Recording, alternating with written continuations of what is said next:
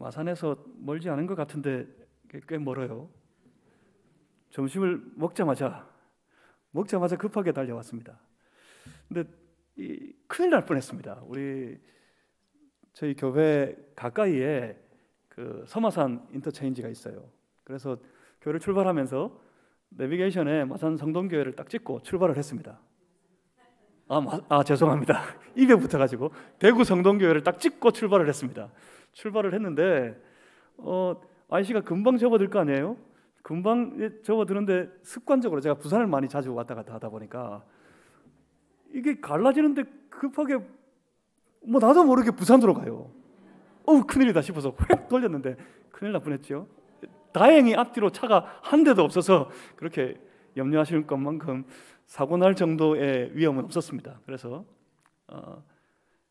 핸들을 돌려서 내비가 가르쳐주는 방향대로 무사히 여기까지 잘 왔습니다. 방향을 정하는 것이 박수 칠 일은 아닌 것 같은데 방향을 정하는 것이 중요합니다. 그래서 정확하게 방향이 정해져 있으면 가다가도 길이 틀린 줄 알아서 그 방향으로 돌아갈 수 있습니다. 우리가 어느 방향으로 갈지를 모르면 뭔가 잘 가는 것 같은데도 엉뚱한 방향에서 길을 헤매고 그렇게 헤매는 중에 우리가 살아갈 수가 있습니다.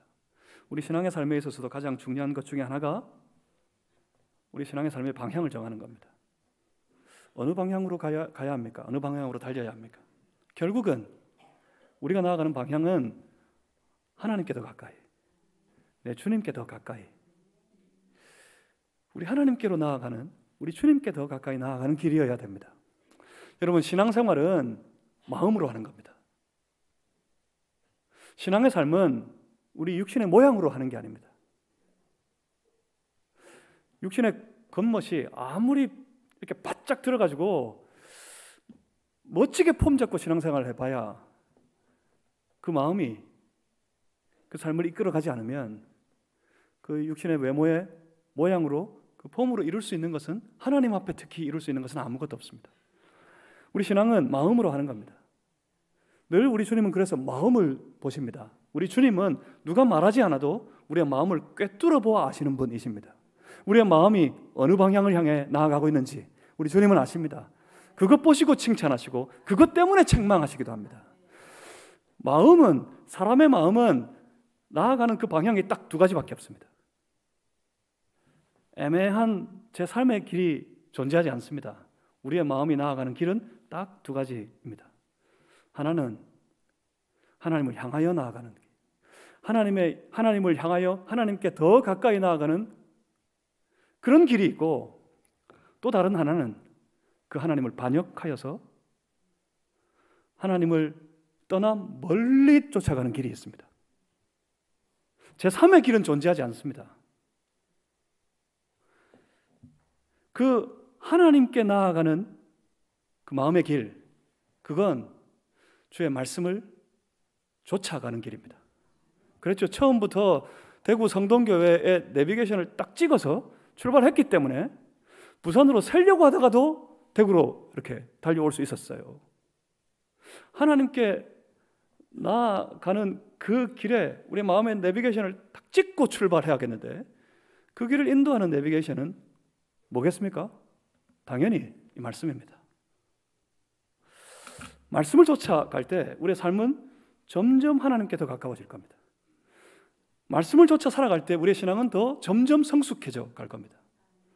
그런데 그러다가 자칫 그 말씀이 인도하는 방향을 놓쳐버리면 아무리 신앙인으로서 평생을 살아왔다 할지라도 말씀이 인도하는 길을 놓쳐버리고 난 이상은 전부 자기가 정한, 자기를 위한 자기만의 방향으로 나아갈 수밖에 없습니다. 열심히 그 길을 달려가다 보면 어떻게 될까요? 점점 멀어집니다. 하나님에게서. 주님에게서 점점 멀어집니다. 그래서 그 길을 열심히 정작 자기의 힘으로 주님과 멀어지는 그 방향으로 열심히 달려갈 때 사람들은 잘 몰라요. 잘 가고 있는 줄 압니다. 내가 이 모양 저 모양 따져봐서 내게 좋은 길, 내게 더 유익하고 더 안락한 길을 쫓아서 최선을 다해 살아가기 때문에 조금씩 내가 이 땅에서 세상에서 얻는 것이 있고 이 세상에서 조금씩 편안하고 안락한 삶을 조금씩 누리며 살다 보니까 잘 가고 있는 줄 알아요. 잘 살고 있는 줄 알아요. 괜찮은 줄 알아요. 그러다가 덜컥 놀랍니다. 내 안에 내가 세상을 마음껏 누리며 살고 있는데 내 안에 하나님이 없어요. 내 안에 주님이 없어요. 다행히 그때라도 돌이켜 주님께 더 가까이 나아갈 수 있다면 참 감사한 일이지만 많은 경우 내려놓아 버립니다. 주님과 멀어진 그 삶의 자리에서 오히려 세상을 취하고 주님을 포기하고 주님을 떠나버리는 경우들이 얼마나 허다한지 모릅니다. 내가 정한 대로 가고 있으니까 잘 가는 줄 알다가 덜컥 함정에 빠져서 넘어져 버린 인생이 될 수 있단 말입니다. 오순절 성령 강림 사건이 있고 난 이후에 힘있게 주의 복음이 예루살렘 온 백성들에게 선포되기 시작했습니다. 그 복음은 이내 어느새 온 예루살렘 땅을 가득 채워버렸습니다. 그런데 여러분 아십니까? 그때 복음이 오히려 예루살렘 안에 갇혀버리는 그런 기이한 현상을 만들어 버립니다. 잘 하는 줄 알았습니다. 초대교회 예루살렘 교회 공동체가 예수의 제자들이 성령에 충만하여 예루살렘 온 땅에 주의 복음을 선포하고 온 땅 가운데 주의 복음이 아주 편만하게 충만하게 되어 놀라운 역사들이 복음으로 말미암아 놀라운 현상들이 벌어지고 일어나니까 이들은 처음에 이 사도들과 제자들은 예루살렘 교회 온 성도들은 잘 하고 있는 줄 알았어요. 잘 가고 있는 줄 알았어요. 성령의 선한 역사가 계속해서 나타나니까 여기 이곳이 하나님이 인도하시는 바로 그 자리 그곳인 줄 알았습니다.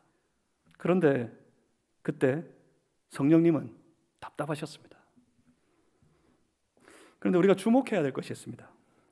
하나님의 사람들이 성령에 충만하여서 성령께서 인도하시는 그 길을 나아갈 때 성령님은 혹시 그들이 길을 잃어버릴까 봐, 잘못된 길을 헤맬까 봐 친히 그 사람에게 찾아가셔서 그 사람 만지시고 그 사람을 간섭하신다는 사실입니다.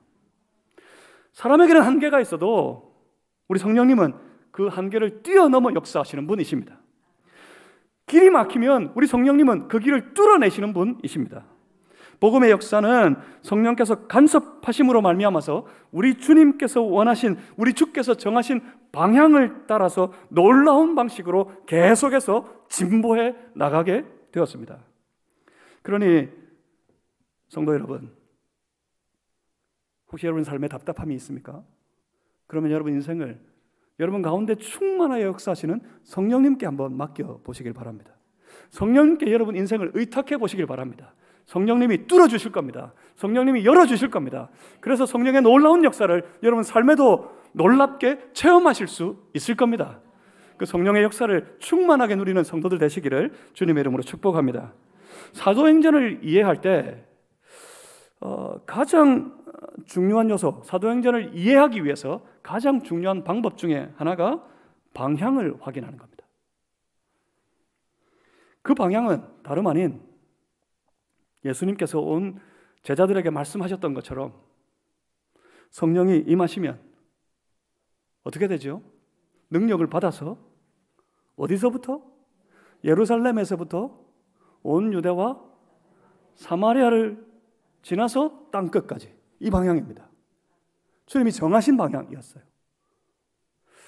복음의 역사는 사도행전을 통해서 특히 나타났던 놀라운 복음의 전진의 역사는 처음부터 이 방향대로 끊임없이 쉬지 않고 나아갑니다.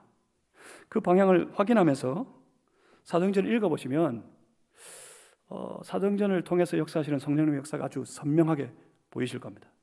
사도행전이 더 쉽게, 더 용이하게 이해되실 수 있을 겁니다. 보십시오. 아직 복음이 예루살렘에 머물러 있었습니다. 복음이 예루살렘에만 머물러 있었습니다. 그 복음은 예루살렘 안에서 왕성하게 확장되어져 갔었습니다. 예루살렘 온 땅이 그 복음으로 가득하게 될 정도였습니다.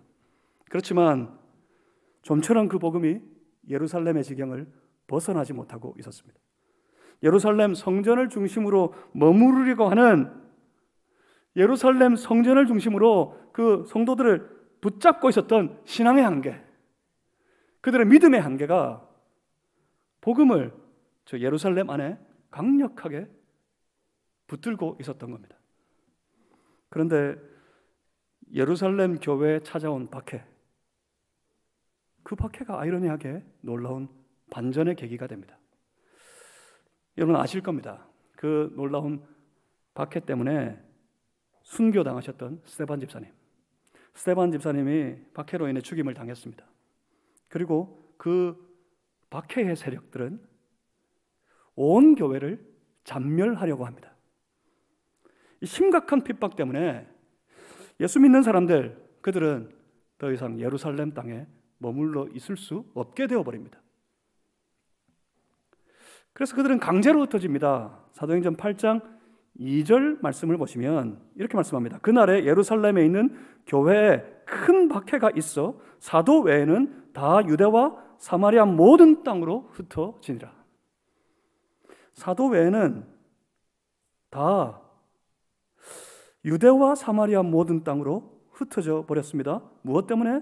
교회에 찾아온 큰 박해 때문에.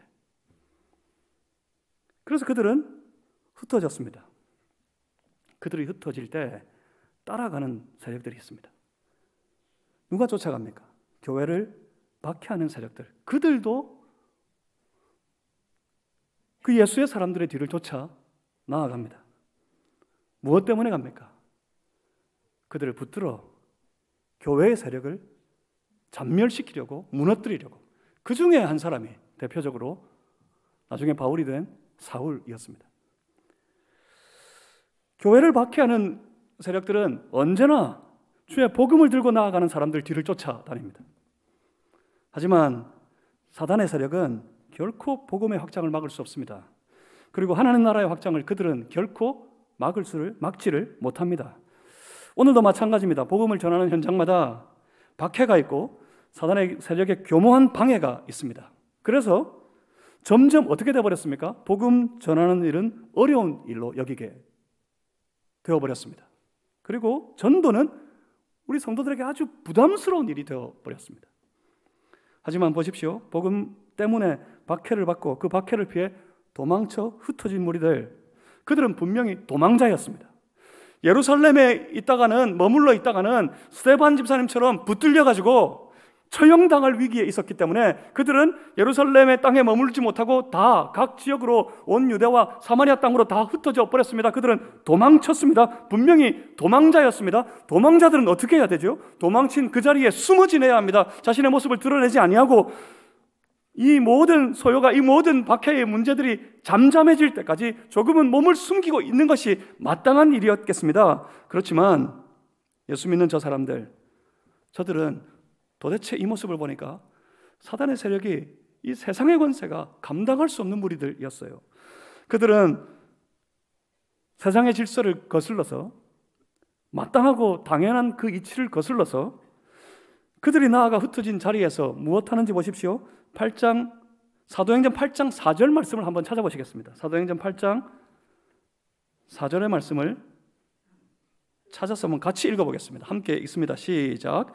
그 흩어진 사람들이 두루 다니며 복음의 말씀을 전파하니. 아멘.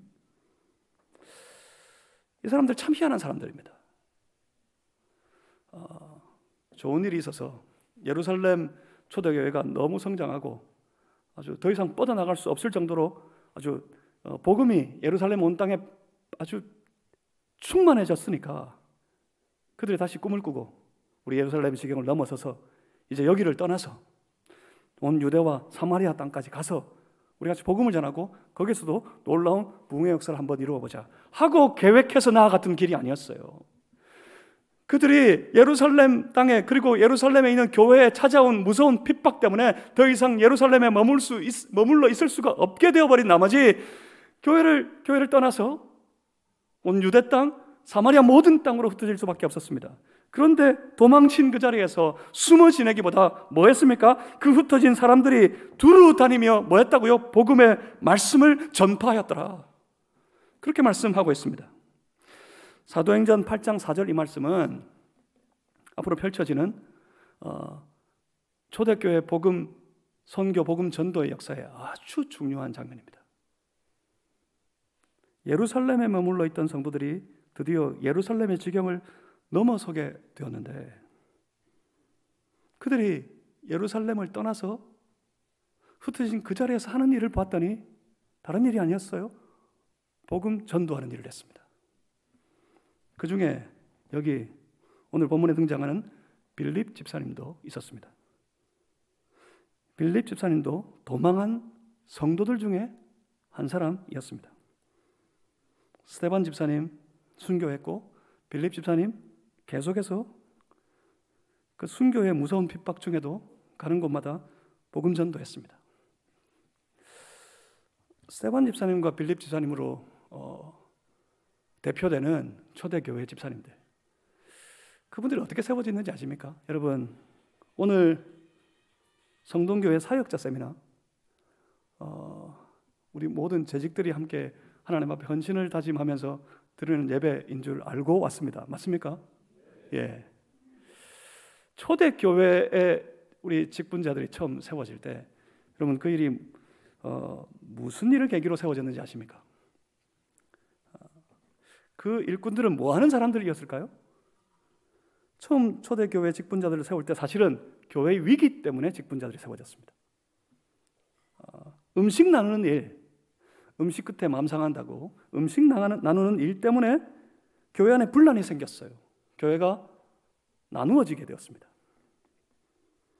그 초대 예루살렘 교회가 어떤 공동체였는데, 그들은 날마다 함께 모여서 주를 예배하고 집으로 흩어져서 함께 음식 나누는 것을 즐거워하고, 그리고 심지어서 자기 재산을 조금도 제 것으로 여기지 아니하고 온 교회 공동체 안에 함께 나누는 중에 그 안에 극도로 가난한 자, 예전 우리 개역 한글 성경에는 핍절한 자라고 그렇게 번역했습니다. 핍절한 자가 다 사라져버리는 그런 역동적인 교회 공동체였어요. 그런 교회 공동체 안에 음식 나누어 먹는 그 일 때문에 아주 심각한 나눔의 문제가, 심각한 분쟁이, 놀라운 위기가 찾아오게 되었습니다. 그 일을 해결하기 위해서, 그 일을 해결하려고 교회 안에 함께 온 교회가 기도하면서 성령 충만한 일꾼, 성령 충만한 집사님들을 세웠습니다. 그렇게 세워진 교회의 일꾼들, 그 일꾼들이 하는 일이 뭐였을까요? 결국은 그거예요. 나눔의 문제 때문에 성령 충만한 집사님을 세웠습니다. 그분들이 할 수 있는 일이, 해야만 하는 일이 뭐였겠습니까? 나눔의 문제를 해결하는 거였어요. 성령의 충만한 집사님이 필요했던 이유는 성령의 충만함으로 그들이 맡아 감당해야 될 사역을 충분히 이해하도록 하기 위해서였습니다. 그들이 할 일은 온 교회를, 사도를 중심으로 여러 가지 나눔의 문제를 다 해결하고 온전히 똘똘 뭉쳐 다시 하나 되게 하는 일, 그 일을 해야만 했습니다. 그렇습니다. 교회의 일꾼은 결국 그들이 맡아 섬기고 사역하는 모든 일들을 통해 교회 안에서는 교회를 하나로 묶는 일을 감당해야 됩니다. 교회 일꾼이 나눔의 이유가 되어버리면 그런 교회 일꾼으로 세워진 그 이유를, 일꾼으로 존재하는 그 목적을 상실해버리는 거예요. 교회 일꾼은 교회를 하나 되게 만들기 위해서, 특별히 초대교회를 세워가는 사도들을 중심으로 하나 되게 하라고, 초대교회 그 집사님들은 교회 안에서 열심으로 교회를 섬겨서 교회를 하나 되게 하는 일에 최선을 다했습니다. 그리고 나가서는 어떻게 했어요? 여러분 사도행전을 보시면 아실 겁니다. 집사님들이 흩어지면, 나가면, 스데반 집사님도 그랬고 빌립 집사님도 지금 오늘 그렇고, 가는 곳마다 이전에 원래 성령 충만함을 받고 난 이후에 그들이 해왔던 것처럼 나가는 곳에서 만나는 사람들에게 그들 가슴에 있는 그들의 생명의 이유가 되신 주 예수 그리스도를 선포하고 복음 전도하는 일을 계속했습니다. 교회 직분자들은 뭐 하는 사람일까요? 교회 안에서는 교회를 하나 되게 해야 됩니다. 교회 밖으로 나가면 어떻게 해야 됩니까? 복음을 전도해야 합니다. 그들이 바로 일꾼입니다. 성동교회 사역자 되신 여러분, 교회 귀한 일꾼이 되신 여러분, 온 재직 여러분, 교회 안에서 목사님을 중심으로 온 교회가 흩어지지 않고 똘똘 뭉쳐 하나가 되는 일에 최선을 다하는 일꾼들 되시기를 주님의 이름으로 축복합니다. 그리고 흩어져서 나가서 우리 안에 우리의 생명의 이유가 되신 예수 그리스도를 마음껏 만나는 모든 사람들에게, 우리가 살아가는 모든 자리에서 마음껏 전하고 외치고 보여주고 선포하는 복음의 전도자들이 다 되실 수 있기를 주님의 이름으로 축복합니다. 예루살렘 교회에 핍박이 찾아왔습니다. 그 일꾼들이 흩어져야 했습니다. 온 유대와 사마리아 모든 땅으로 그들은 도망가야 했습니다. 빌립 집사님도 도망가는 무리 중에 한 사람이었습니다. 그런데 알고 봤더니 저들은 도망자가 아닙니다. 그들은 오히려 복음의 확장을 원하셔서 땅끝으로 주 예수의 사람들을 보내시는 우리 성령님의 복음 전도를 위한 거룩한 동력자들이었습니다. 그렇습니다. 오늘도 우리 성령께서는 바로 우리 교회를 통해서, 함께 교회를 세워가는 온 성도들을 통해서, 교회를 섬기는 모든 일꾼들을 통해서 지금도 이 땅 가운데 주의 복음이 놀랍도록 확장되어져 가고 계속해서 선포되지기를 간절히 기대하고 간절히 원하십니다. 그러니 우리가 나가서 주의 복음을 전하는 순간, 최소한 주의 복음을 외치는 그 순간만큼은 그 복음이 확장되고 뻗어가기를 원하시는 성령님의 손에 붙들려 쓰임받는 거룩한 성령님의 동력자들이 되는 겁니다. 사랑하는 성동교회 성도 여러분, 성령께서 이루실 놀라운 일에 함께하는 거룩한 성령님의 동력자 되고 싶지 않습니까? 거룩한 성령님의 동력자가 되는 모든 일꾼들, 우리 성동교회 모든 식구들 다 되실 수 있기를 주님의 이름으로 축복합니다. 빌립 집사님은 사마리아 성으로 피신하여서 거기서 주의 복음을 전했습니다. 사마리아 땅에 수많은 사람들을 주께로 인도했습니다. 사도행전 8장 12절 말씀을 보면 빌립이 하나님 나라와 및 예수 그리스도의 이름에 관하여 전도함을 그들이 믿고 남녀가 다 세례를 받으니, 그렇게 빌립 집사님이 선포한 복음으로 말미암아 사마리아 땅이 주께로 돌아오고 있었더란 말입니다. 그런데 성령님께서는 빌립을 거기 머무르게 하지 않으십니다. 오늘 읽으셨던 본문 사도행전 8장 26절, 사도행전 8장 26절 말씀을 우리 함께 한번 다시 읽어보겠습니다. 8장 26절입니다. 함께 읽습니다. 시작. 주의 사자가 빌립에게 말하여 이르되 일어나서 남쪽으로 향하여 예루살렘 가사로 내려가는 길까지 가라 하니 그 길은 광야라. 성령님의 거룩한 동력자, 복음의 귀한 전도자들, 그들은 그들 앞에 펼쳐지는 환경에 굴하지 않는 사람들입니다. 복음 들고 나아가는 그 길에 성령님의 손에 붙들려 쓰임받는 동력자들은 전혀 거칠 것이 없습니다. 여기를 보십시오. 빌립 집사님을 보내어 가는 그 길이 봤더니 어떤 길이었습니까? 그 길은 광야라. 빌립더러 광야로 가라 하십니다. 광야? 광야가 어떤 곳입니까? 광야는 사람이 잘 다니지 않는 곳입니다. 사람이 잘 모이지 않는 곳입니다. 전도는 어디 가서 해야 됩니까? 사람이 많이 다니는 곳에 가서 전도해야 됩니다. 전도는 어디 가서 하면 좋을까요? 사람이 많이 모이는 곳에서 전도하면 좋겠습니다. 그래야 효율적이니까. 그런데 만약 그때 이 빌립 집사님이 성령께서 가르치는 그 길을 가만히 바라보고는 거기는 광야라 그랬어요. 광야여서 그 성령을 향하여 빌립이 그렇게 말했다면, 광야요? 거긴 사람도 없는데요. 거기는 아주 어렵고 거칠고 험한 땅인데요. 거기로 가라고요? 여기 지금 사마리아 땅에 복음을 전했더니 수많은 사마리아 사람들이 다 달려와서 그 복음을 영접하고 예수 믿고 놀라운 역사가 벌어지고 있는데, 여기에 부흥의 역사가 시작되고 있는데 여기를 버려두고 광야로 가라고요? 도무지 이해할 수가 없습니다. 왜 광야로 가요? 더 많은 사람이 모이는 다른 어떤 곳으로 가라 그러면 기꺼이 가겠는데, 복음 전도하라 그러면서 저 광야로 가라고요? 아무리 계산해봐도 이건 아닙니다. 이건 아닙니다. 만약 그랬다면 아마 빌립 집사님을 통한 복음 전도의 역사는 딱 거기서 멈췄을 겁니다. 여러분, 우리가 전도할 때 오늘날 돌아봤더니 교회들이 가장 먼저 하는 일이 뭔지 아십니까? 전도하자 할 때, 그리고 전도하러 나갈 때, 전도를 계획할 때 제일 뭐부터 할 것 같으세요? 계산부터 합니다. 이 모양 저 모양 따져봅니다. 무엇이 효율적일까? 어떻게 하는 것이 효율적일까? 어디에 사람들이 많이 다닐까? 어디에 사람들이 많이 모여 있을까? 어떻게 하면 더 많은 사람들이 모일 수 있을까? 그렇게 효율을 따집니다. 세상의 방식은 그러면 좋겠지요. 경제학의 가장 중요한 첫 번째 원칙이 그거예요. 효율의 원칙. 최소한의 비용을 들여서 최대의 효과를 창출하는 것. 이게 경제학이 가르치는 가장 기본적인 원칙입니다. 그런데 복음 전도에는 만약 그렇게 효율을 따지는 순간, 전도하는 일에, 복음을 전하는 일에 교회가 효율을 계산하고 효율을 따지는 순간 전도의 역사는 딱 멈춰버립니다. 더 이상 전도할 수가 없게 되어버립니다.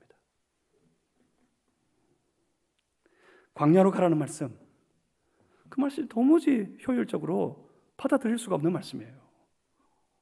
광야로 가는 것보다 지금 여기가 더 급한 게 사실인 것 같아요. 그런데 광야로 가라는 그 부담스러운 말씀에 빌립 집사님은 그 부담을 안고 순종해서 갑니다. 갔더니 거기서 누구를 만납니까? 그 길에 접어들었는데 수레가 지나가고 있습니다. 본문 29절 말씀해 보니까 성령이 빌립더러 이르시되 이 수레로 가까이 나아가라 그러십니다. 그래서 가봤더니 거기서 빌립은 에티오피아의 한 고위 관리를 만나게 되었습니다. 그때 그가 읽고 있던 구약성경 이사야 53장의 말씀, 그 말씀을 시작으로 빌립은 그 에티오피아 관리에게 예수님이 그리스도가 되심을 전도하기 시작했습니다. 그랬더니 이 사람이 복음을 받아들입니다. 그 광야에 지나가는 수레 안에서 복음을 들었고 그 복음을 받아들입니다. 이 사람이, 이디오피아의 관리인 이 사람이 예수님을 영접하게 되었습니다. 그리고 즉시로 거기서 세례를 받습니다. 그리고 그는 에티오피아 땅으로 돌아갑니다. 전승에 의하면 이 에티오피아의 관리는 돌아가서 최초로 에티오피아 땅에 복음을 전도하는 전도자가 되었다고 합니다. 주 예수의 이름이 이렇게 저 이방 땅을 향해 뻗어나가기 시작했던 겁니다. 전도하는 것, 여러분 분명히 부담스러운 일입니다. 우리의 삶의 현장에서 이제는 더 이상 세상 사람들이 복음을 달가워하지 않습니다. 오히려 그 복음을 조롱하고 그 복음을 반대합니다.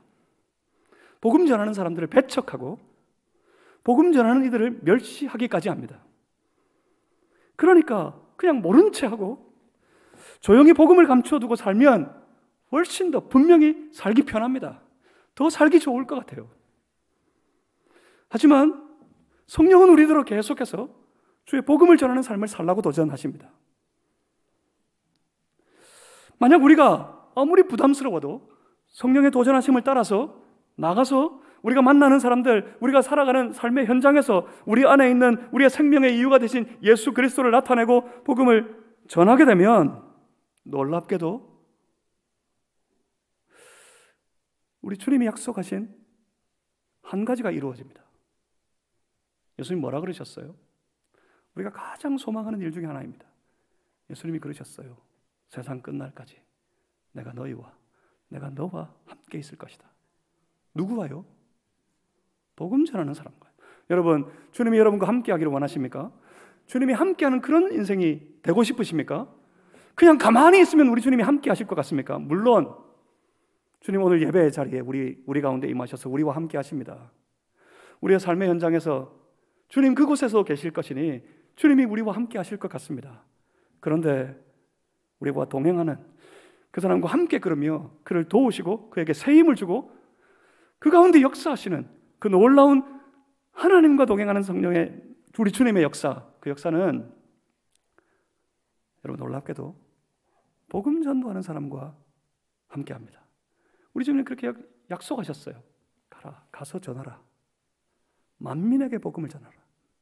가서 다 제자를 삼고 그들을 내게로 인도하라. 그러면 예수님이 가서 전하라 하시고는 그렇게 말씀하셨어요. 그러면 세상 끝날까지 항상 내가 너와 함께 있으리라. 내가 나가서 부담스러운데도 불구하고 주의 복음을 선포하고 나타내고 보여주고 말하고 전하는 때 주님은 우리 가운데 오셔서 우리를 도우시고 우리와 함께 하십니다. 그 주님이 어떤 분이십니까? 하늘과 땅의 모든 권세를 가지셨다고 고백하신 주님이십니다. 하늘과 땅의 모든 권세를 가지신 그 주께서 주의 복음을 전하는 전도자들과 함께 하신다는 말입니다. 그러면 역사가 나타납니다. 그러면 놀라운 일들이 벌어집니다. 우리 마산 땅이 영적으로 아주 척박한 땅입니다. 전도가 좀처럼 잘 안 되는 땅입니다. 제가 언젠가 교회를 향해 그렇게 선포했습니다. 우리가 영적으로 이 참 어둡고 척박한 땅에 하나님의 뜻을 따라 교회로 세워졌을 때에는 분명히 하나님이 원하시는 것이다. 하나님의 교회를 원하시는 것이 무엇인지를 성경을 통해서 곰곰이 고민해 보면, 조금만 살펴보면 아주 선명히 보이는 것이 하나 있는데, 그건 주의 복음을 나타내고 선포하고 전하는 것입니다. 그래서 우리 교회는 오로지 전도하는 교회로 가야겠습니다. 우리 교회는 전도하는 교회가 되어야겠습니다. 전도 외에는 아무것도 하지 않는 교회, 오직 전도하는 교회. 교회를 보십시오. 하나님께서는, 우리 주님께서는 교회를 통해 전도하기를, 복음을 전하기를 원하시는데, 교회가 오늘날의 교회들 가만히 보면 전도하는 것을 제외하고 다 하고 있습니다. 전도 말고는 다 하고 있어요. 교회 안에서 거꾸로 하고 있는 것 같지 않습니까? 그래, 우리는 전도하는 교회, 오직 전도하는 교회로 가야겠습니다. 그렇게 선포하고 전도할 사람들을 모으고 그들을 훈련하고 교회를 향해 복음의 축제를 선포했습니다. 많이 부담스러워했어요. 많이 힘겨워했어요. 그런데 지난해 계산해 봤더니 상반기 중에만 전체적으로 새 가족이 1,500명이 왔다가 갔습니다. 별로 안 놀라우시죠? 성동교회는 더 열심히 전도하실 테니까. 예. 매주 150명, 많을 때는 200명 새 가족이 매주 찾아왔습니다. 다 계산했더니 1,500명에 이릅니다. 이제 올해 또 우리 전도를 선포하고 전도를 시작합니다.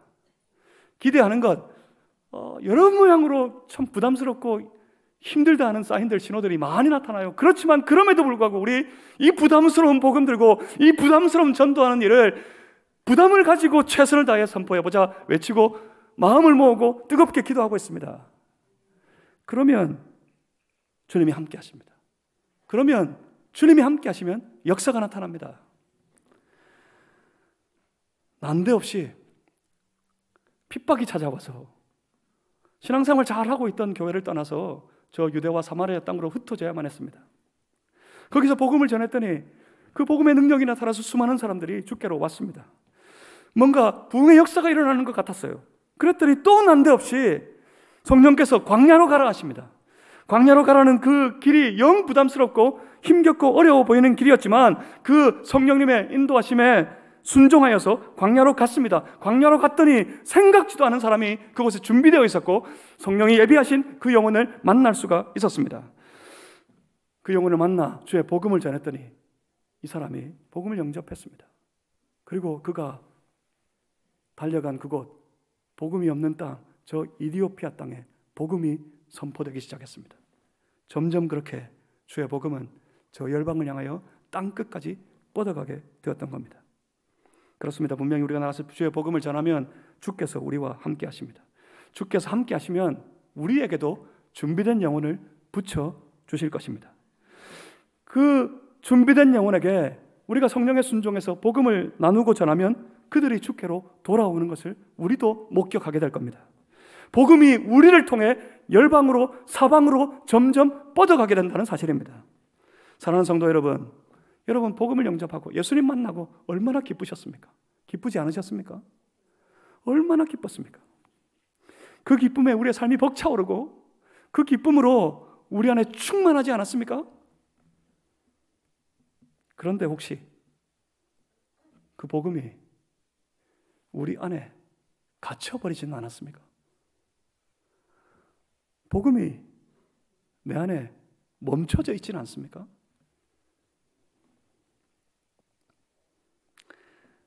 우리가 만난 그 복음을 내가 기꺼이 들고 나아가서 내 주변에 있는 사람들에게, 내가 만나는 많은 무리들에게, 내가 살아가는 그 삶의 현장에서 드러내고 나타내고 전하기 시작하면 함께 하시는 우리 주님의 역사, 하늘과 땅의 모든 권세를 다 동원해서 그 역사가 우리를 돕기 시작할 겁니다. 그러면 그 복음 전하는 우리의 이 짧은 입술로, 우리의 연약한 삶의 모습으로 그 복음이 놀랍게 선포되어지고 나타나서 우리를 통해 수많은 무리들이 예수님 만나게 되고 예수님 영접하게 되고 생명으로 거듭나게 되는 놀라운 역사가 일어나게 될 줄 믿습니다. 사랑하는 성동교회 성도 여러분, 성동교회를 이루어 가시는 귀한 사역자들, 일꾼이 되신 여러분,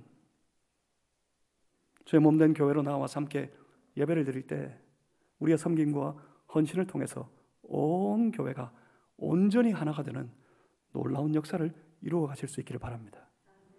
뿐만 아니라 함께 예배드리고 다시 복음으로 무장하고 흩어져 나아가는 우리 모든 삶의 현장에서는